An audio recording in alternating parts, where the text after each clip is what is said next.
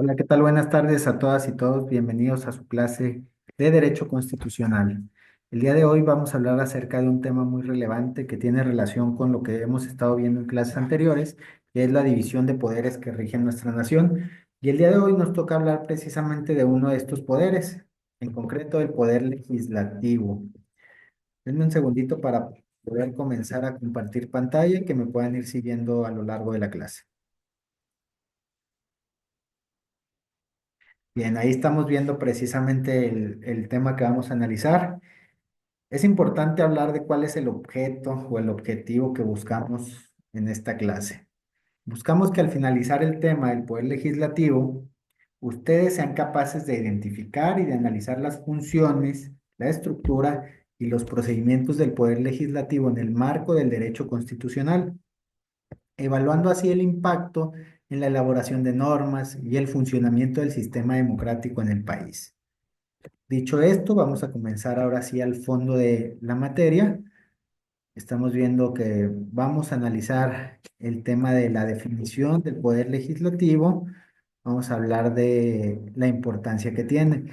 Y como definición general, decimos entonces que el poder legislativo es uno de los tres poderes que tiene el Estado para encargarse de la creación y modificación y también de la derogación de las normas. ¿Por qué es importante todo esto? Es importante porque es parte fundamental para el funcionamiento de un Estado social y democrático de derecho y también de la democracia.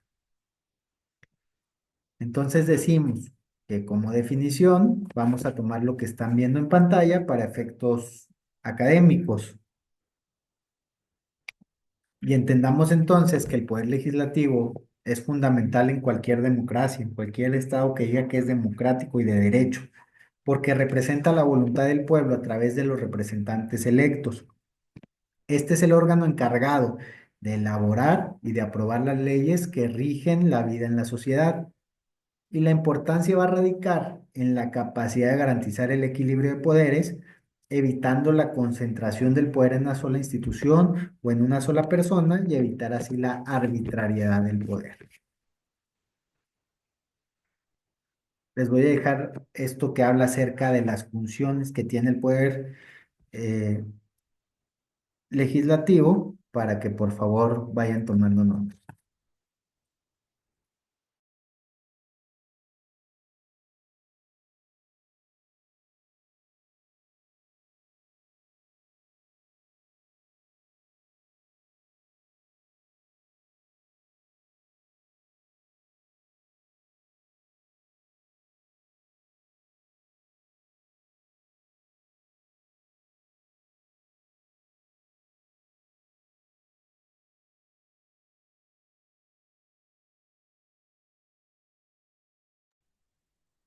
Muy bien, ahora es importante que mencionemos cómo está compuesto este poder, el poder legislativo. Está compuesto a través de una figura que se llama bicameralismo. ¿Y por qué bicameralismo? Porque vi viene el prefijo que significa dos y cameralismo cámaras, es decir, existen dos cámaras en el Congreso de la Unión. La suma de estas dos cámaras es el Congreso de la Unión y está divididos en la Cámara de Diputados y en la en la Cámara de Senadores. Contrario a otros estados, entendiendo como estados a los diversos países en el criterio internacional, hay lugares donde utilizan sistemas de unicameralismo, es decir, que las legislaturas se hacen en una sola cámara. Es importante este análisis porque de ello vamos a decir que el poder legislativo puede ser bicameral entonces, como en muchos países donde existe una cámara alta conocida como el Senado y una cámara baja que es conocida como la Cámara de Diputados o representantes del pueblo. Y este sistema va a buscar entonces un equilibrio entre ambas cámaras, permitiendo que las leyes puedan pasar una serie de filtros y que sean revisadas desde dos perspectivas diferentes. Por otro lado, algunos países optan por un sistema unicameral, que es lo que les mencionaba hace un momento, y es más simple y directo. Es interesante entonces comparar estos ejemplos internacionales para que ustedes puedan comprender cómo se adaptan esos sistemas a las necesidades en concreto que tiene cada país.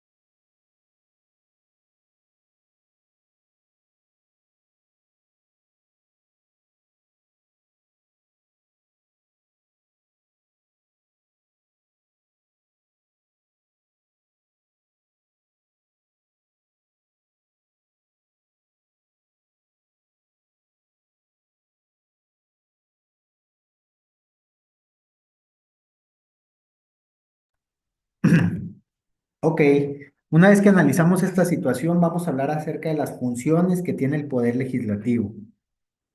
De entrada, pues la legislación, es decir, este proceso de creación de leyes.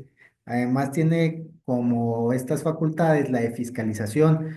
¿Qué es la fiscalización? La supervisión de la administración pública. Tiene otra característica que es la de la representación, porque recordemos que estas cámaras vienen a representar los intereses o la voz de las personas que votan democráticamente por ellos. Y por último, podemos decir también entre las características que se encargan de debatir la norma para poder deliberar cuáles van a ser las leyes que van a regir en el país. Es importante que comprendamos entonces que el Poder Legislativo no solamente crea leyes, sino también tiene una función crucial de fiscalización, supervisando que el Ejecutivo cumpla con sus deberes de manera adecuada y también transparente. La representación mencionábamos también es otro pilar, ya que los legisladores son la voz del pueblo en el gobierno. Y por último, el tema del debate, que es la deliberación en el seno del Senado para permitir un examen crítico y diverso de las políticas públicas, asegurando que se consideren múltiples perspectivas antes de tomar una determinación o de legislar una determinada norma.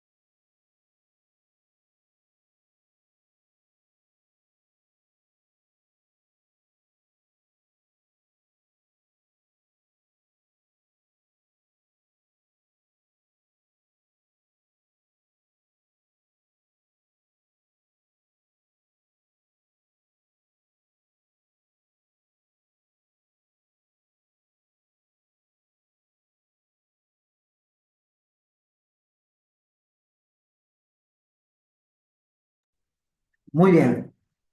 Ahora vamos a hablar acerca de esta función principal que tiene el Poder Legislativo, porque si bien tiene todas las características que mencionábamos hace un momento, la principal o con la que todos lo asociamos es el proceso legislativo. Vamos a hablar entonces de que para que haya este proceso legislativo es un caminito que se tiene que seguir. Desde que existe una propuesta de ley, es decir, una iniciativa legislativa, para posteriormente pasar a una discusión entre las comisiones de esta Cámara de Diputados y Senadores y que a través de esa discusión se llegue a un análisis y a un dictamen sobre si se va a aplicar o no esa norma. Después se hace el debate plenario, que es la discusión y la votación, para terminar con la sanción y la promulgación, entendiendo la promulgación y la sanción como esta aprobación final y la entrada de la ley en vigor. Es importante que comprendamos que el proceso legislativo inicia con una propuesta de ley que puede provenir de los propios legisladores, del Ejecutivo o inclusive en algunos casos de una iniciativa popular siempre y cuando se cumpla con los requisitos que la legislación establece para todo ello. Luego esta propuesta va a pasar a las comisiones donde se estudia y se elabora un dictamen y este dictamen es el que se va a debatir en el pleno de la Cámara correspondiente donde los legisladores habrán de discutir y de votar si pasa al siguiente filtro o no. Si es aprobado, va a pasar a la otra cámara. En caso de las cámaras bilaterales, bicamerales, perdón, que es lo que mencionábamos hace un momento, que es el caso que le ocupa al Estado mexicano, un sistema bicameral, y finalmente se va a sancionar y se va a promulgar en el Diario Oficial de la Federación, adquiriendo desde la fecha que se establezca ahí la fuerza de ley.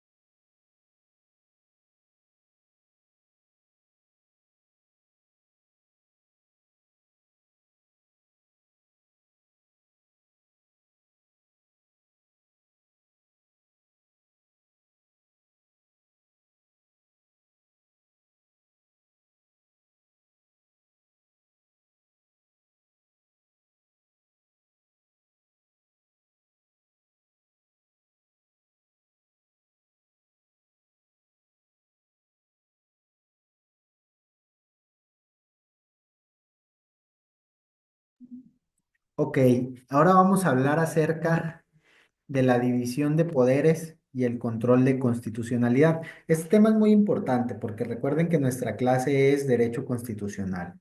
Es decir, este es el tema general. Lo específico es la división de poderes dentro de ese control de constitucionalidad. Y decimos entonces que esto es importante porque debe existir un equilibrio de poderes. ¿Qué buscamos con este equilibrio de poderes? Pues la prevención de la concentración del poder y un Estado absolutista.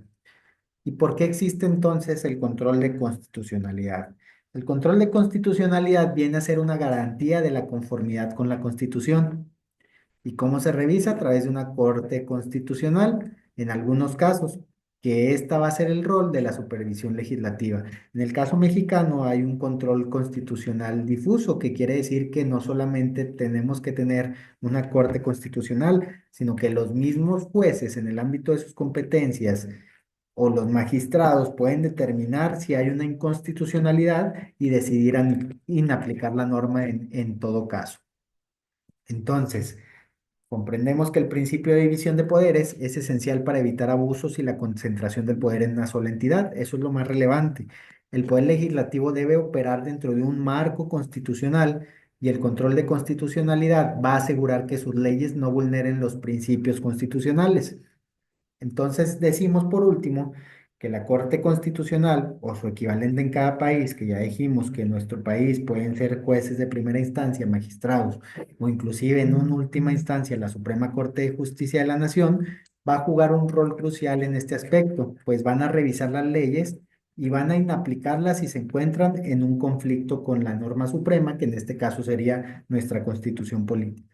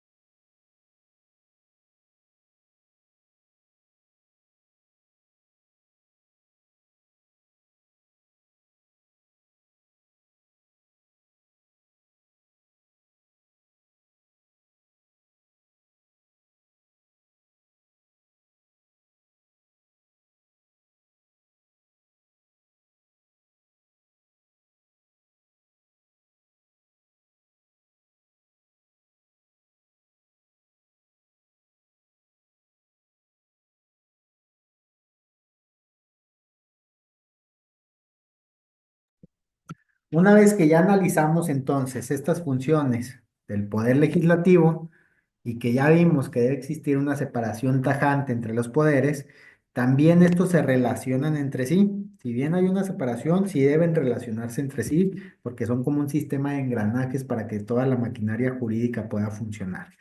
Entonces, tienen que tener una colaboración y además un sistema de división de opiniones. ¿Por qué? Porque es una dinámica de trabajo donde hay colaboración, pero también en ocasiones vamos a encontrar diversas tensiones. Se hace para que exista un control político a través de mecanismos de supervisión y que esto genere un balance entre los poderes. La relación entre el legislativo y el ejecutivo puede ser entonces tanto de colaboración como de conflicto.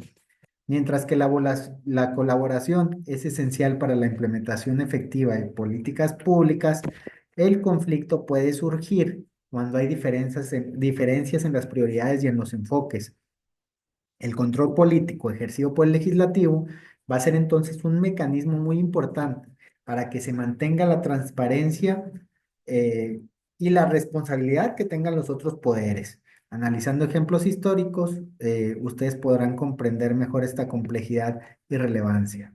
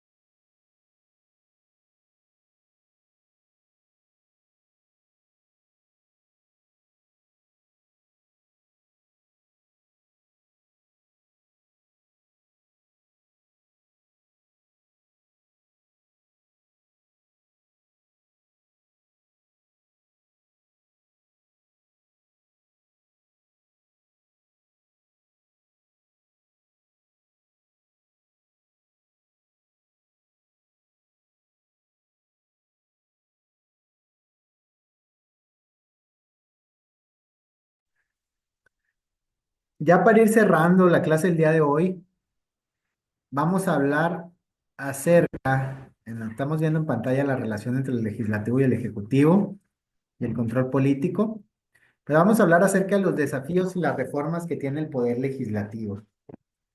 Sobre los desafíos actuales podemos englobar los más conocidos, la corrupción, la ineficiencia y también la falta de representatividad. ¿Cómo se combate esto? Pues a través de una serie de reformas que vienen a ser necesarias, que son propuestas para mejorar el funcionamiento del poder legislativo. También la participación ciudadana va a ser un complemento importante porque a través de ella se incrementa la participación y también la transparencia. Nos damos cuenta entonces que el poder legislativo enfrenta numerosos desafíos, como la corrupción, la ineficiencia y la falta de representatividad. Estos problemas van a requerir sí o sí reformas profundas para mejorar su funcionamiento y para aumentar la confianza pública. Propuestas como la transparencia en los procesos legislativos, la mejora en los mecanismos de participación ciudadana y la implementación de medidas anticorrupción son esenciales para fortalecer esta institución. La participación activa, asimismo, de la ciudadanía en los procesos legislativos va a ser un factor clave para impulsar estas reformas. Y una vez que analizamos todo esto, vamos a llegar al apartado de las conclusiones y las reflexiones finales.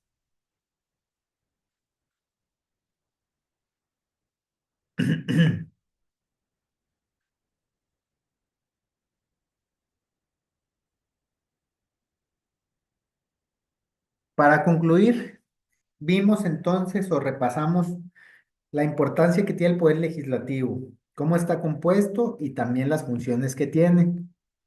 El proceso legislativo también lo platicamos de manera general, la relación que existe del poder legislativo con el ejecutivo y por último los desafíos que enfrenta en la actualidad.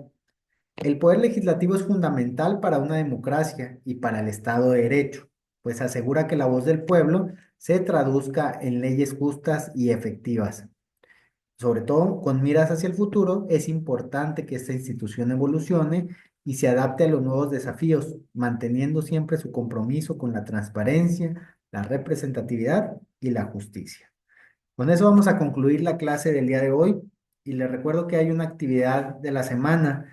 La actividad de la semana consta de un pequeño cuestionario de 10 preguntas con respuestas de opción múltiple que van a abarcar temas claves del curso.